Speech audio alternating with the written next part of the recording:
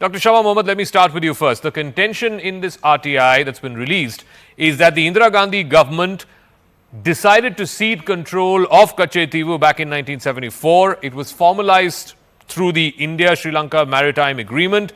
The maritime boundary was settled in the Park Straits.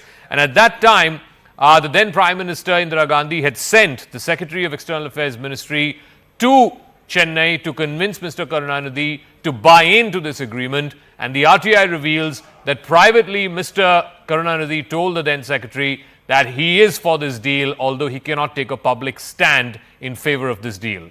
The Modi government's contention is you gave away a part of sovereign Indian territory to Sri Lanka. You should not be talking about the Chinese occupying Indian territory. Okay, first and foremost, Zaka, I find it all very laughable because suddenly Narendra Modi ji comes out with this. Now, he's been in power for the last 10 years. There's nothing, he doesn't talk anything about this for a long time. And what I wanted to say in this is you have replied to that, you have just said about the RTI in 2015, which exactly says that India did not cede any land or has not acquired any, and that island is more on the side of Sri Lanka. Now, a couple of points. What I have seen is for the past 1 month, they've been trying to break the alliance, India alliance. They know the DMK and the Congress are very close, and they want to bring about some sort of thing between the DMK and the Congress, which is not going to happen.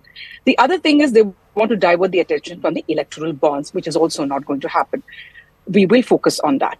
The third thing is that if Mr. Modi was so concerned about Tamils, I want to ask him today, why didn't he include them, Sri Lanka, in the CAA?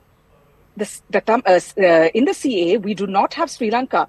Tamilians are minorities in Sri Lanka. They come here to India. They take refuge in India. Now they cannot be citizens of India anymore, according to the CAA. So he does not care about it. It's all electoral politics. And we want to ask him today, why, when more than 2,000 square kilometers of land of ours is with China, why is he not talking about it? We have also ceded 15,000 acres to Bangladesh in the friendly thing. What about that? Why not talk about that also? So these are the points I would like to ask. Let me ask Pratyush Kanth about this. The Congress's counter is they are saying that you have ceded territory to China. This is one of the black spots of the record of the Modi government in the last 10 years. You don't want to have to contend with that. Therefore, you're going after all of these historical instances where the Congress party, while it was in power, has ceded Indian territory to Sri Lanka or to other countries. What about in 2015, the land border agreement with Bangladesh, where avowedly India gave up more enclaves than Bangladesh did for a peaceful settlement of that long-running boundary question?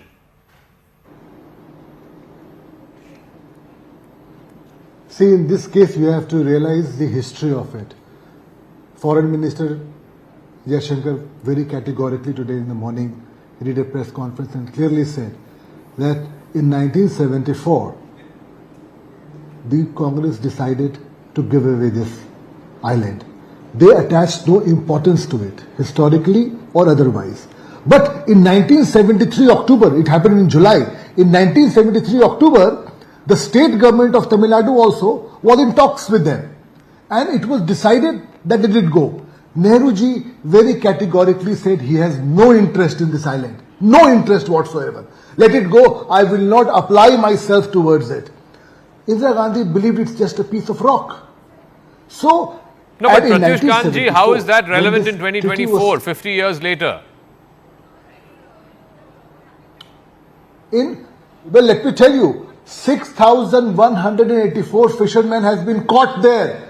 They are Indian citizens. They are there because of the heartless non-appliance of mind which Congress did.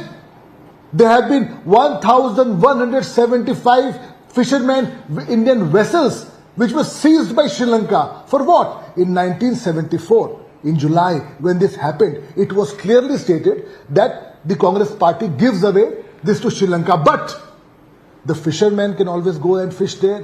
Everything will be status quo. Then in 1976, on a slide, they gave away all the rights. Now that is where the question arises. Okay. And history goes 20 years behind that. 20 years behind that. Innumerable dialogues takes place between Sri Lanka and India at different levels, foreign secretaries level, foreign ministers level, and India just gave everything. And when the opposition asked Nehruji in the parliament, why are you doing it? Nehruji said, please don't disturb. It's just like China. About Ladakh, he said there's no grass there. Why should I waste my time on that? Okay. This is how you treat Indian territory. There is an issue. It's a problem.